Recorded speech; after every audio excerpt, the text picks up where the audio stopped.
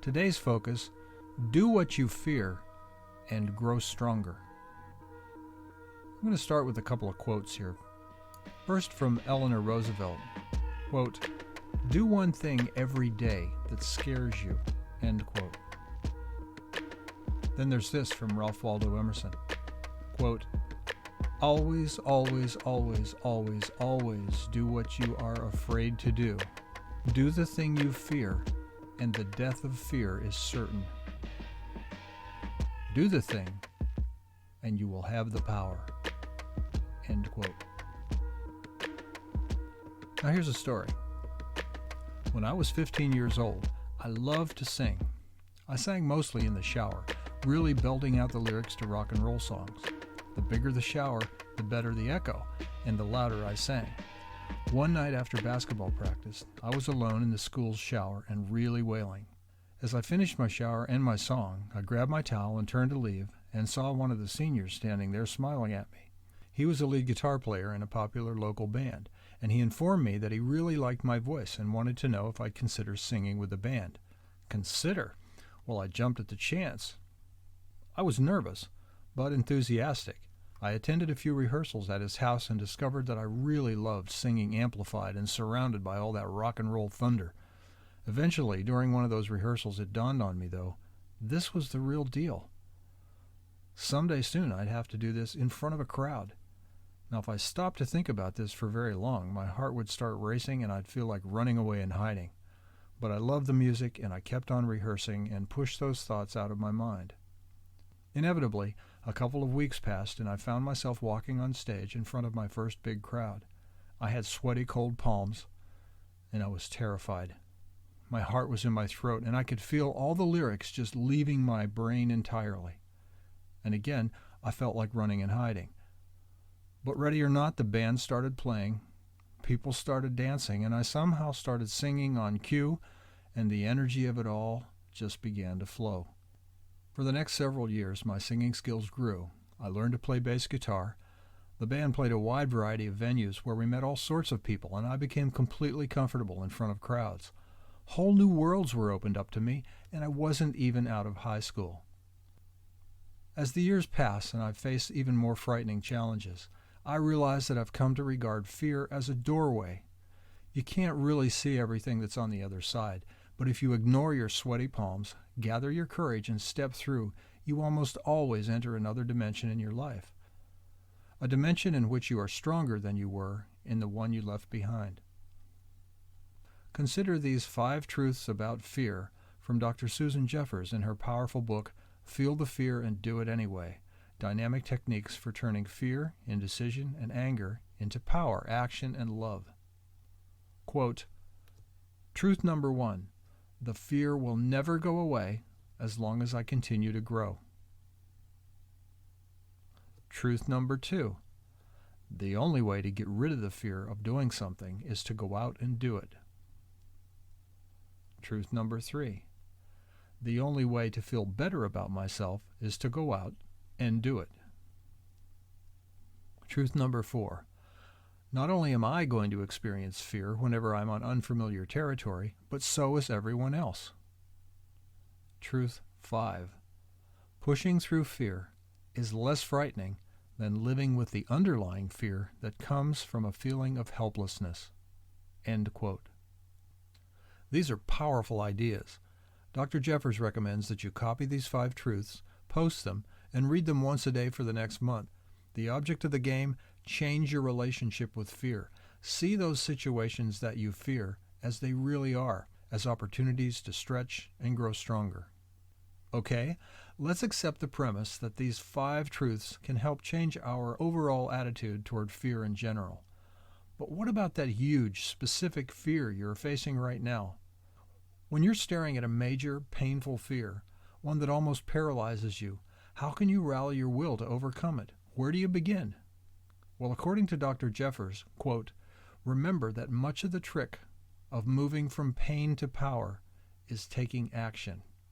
Action is very powerful." End quote.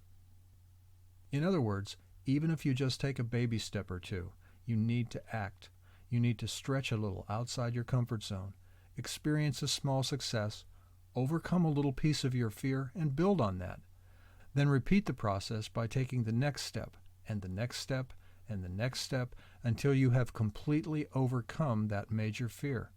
So, to return to my singing example, it was really important that I spent some time rehearsing with the band, something that was a little scary to me at first, before I stepped out onto that first stage. And it also helped that that first small crowd was made up of sympathetic friends and relatives who welcomed the band. That helped me overcome some of the stage fright I'd feel when we later stepped in front of a huge crowd of strangers.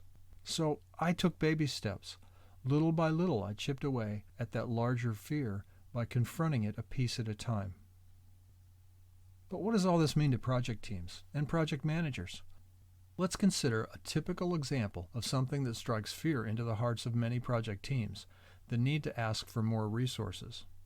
Especially in these tough financial times with organizations running lean and resources hard to find, it can be frightening to tell your customer or your sponsor that you simply don't have enough people, or equipment, or money to get the job done.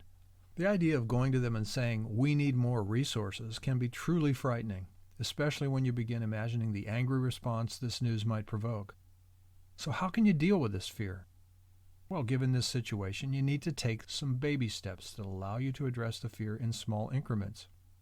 So you might begin by doing some research, poking around and documenting the time it typically takes other project teams to perform the tasks that your project team is trying to complete.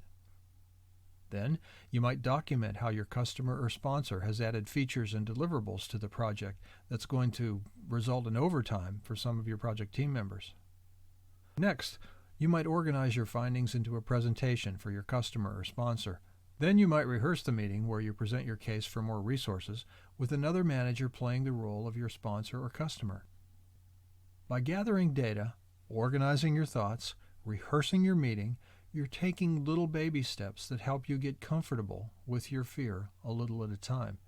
And you're growing at each step. Finally, you develop enough strength to step through that door and deliver your message. Sure, it's still a scary situation and you feel fear, but you've made yourself strong enough to endure the fear and get the job done. In short, you've learned that when you do what you fear, you grow stronger. In Susan Jeffers' words, quote, "Commit yourself to pushing through the fear and becoming more than you are at the present moment. The you that could be is absolutely colossal." End quote. So here are some challenges for you. You, project manager, project team leader, reflect on these questions. Recall a major achievement, something you're really proud of. What were the most difficult challenges you faced? Were there times that you had genuine fear while working toward this achievement? How did you overcome your fear? What did it feel like to conquer this fear and then ultimately complete the achievement? Are you stronger because of having overcome this fear? Now recall some major achievements that your project team or your organization has attained. What were the most difficult challenges they faced? Were there times they had genuine fear working toward their achievement? How did they overcome this fear? Are the team members or the organization as a whole stronger because of having faced the fear and overcome it? Now consider some team challenges. Ask your team, looking back, what challenges have we been really afraid of, but ultimately prevailed? Did these make us stronger? Name one thing you would do differently on this project if you were guaranteed to succeed. Are there any great potential achievements in front of us that we are afraid to pursue? And if so, why?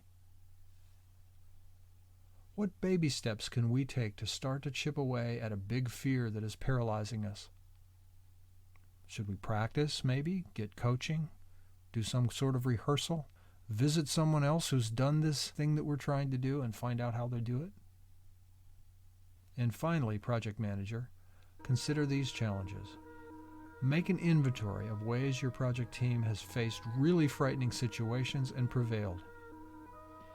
Remind them how fearful they were and remind them how strong they are now that they have overcome their fear.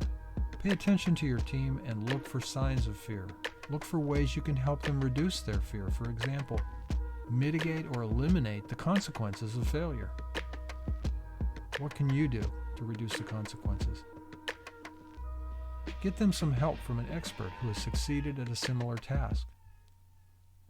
And encourage them to take baby steps that will build their confidence and spark their courage to tackle the thing they fear. And finally, praise their courage at making strong efforts to overcome their fear and try new challenges, even if they fail. To learn more, you can go to Philosopher's Notes and get the full notes and MP3 on Susan Jeffers' Feel the Fear and Do It Anyway. Or you can go to learnoutloud.com and get the 6-hour version of Susan Jeffers' Feel the Fear and Do It Anyway. And as always, you'll find links to all of these resources at the Inspired Project Team's blog. Look under the post, Do What You Fear, and Grow Stronger.